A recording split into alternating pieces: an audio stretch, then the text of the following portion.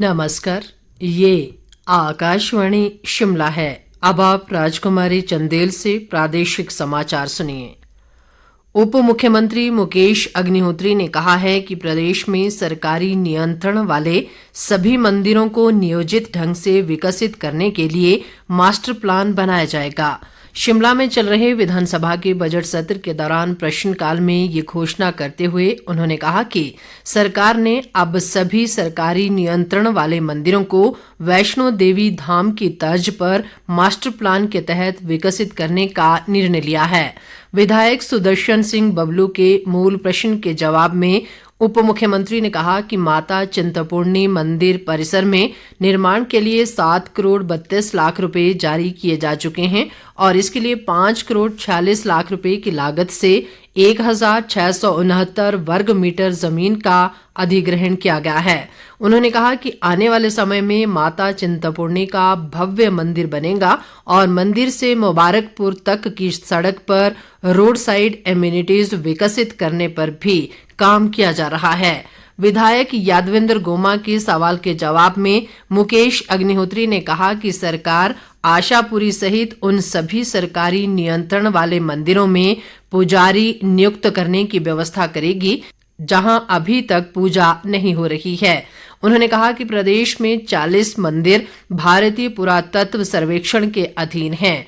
उन्होंने माना कि एएसआई ने प्रदेश के प्राचीन मंदिरों को अपने अधीन तो कर लिया, लेकिन इनकी देखभाल पर कोई खर्च नहीं किया जा रहा है। अग्निहोत्री ने कहा कि प्रदेश सरकार ये मामला एएसआई के साथ उठाएगी ताकि उसके अधीन गए मंदिरों की उचित देखभाल कर उन्हें बचाया जा सके। उन्होंने कहा कि आशापुरी मंदिर बहुत बड़ी संख्या में श्रद्धालुओं की आस्था का केंद्र है और इसे बचाने की जरूरत है, लेकिन इस मंदिर का मसला एएसआई के सहयोग से ही हल होगा। विधायक सतपाल सिंह सत्ती के सवाल के जवाब में मुकेश अग्निहोत्री ने कहा कि जल जीवन मिशन अब समाप्त होने की ओर है और इसके तहत प्रदेश को केंद्र से अब केवल 1272 करोड़ रुपए मिलना शेष है।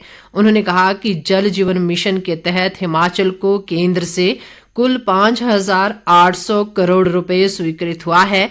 इसमें से 3,082 करोड़ रुपए केंद्र का हिस्सा है, जबकि 1,028 करोड़ रुपए केंद्र से प्रोत्साहन राशि के रूप में मिला है। प्रदेश विधानसभा में विपक्ष ने सरकार द्वारा नगर निगम शिमला के वार्डों की संख्या 41 से घटाकर 34 करने के मुद्दे पर आज सदन से फिर वॉकआउट किया। इस संबंध में प्रदेश सरकार ने कल ही विपक्ष की गैर मौजूदगी में नगर निगम शिमला संशोधन विधेयक को पारित किया था। भाजपा के रणधीर शर्मा ने प्रश्नकाल के बाद नगर निगम शिमला के वार्डों की संख्या घटाने का मुद्दा उठाया और कहा कि जब विधानसभा का सत्र चल रहा है तो सरकार बार बार अध्यादेश क्यों ला रही है। उन्होंने कहा कि जब चुनाव ही घोषित हो गए तो फिर वार्डों की संख्या कम करने का विधेयक लाना नियमों के विपरीत है।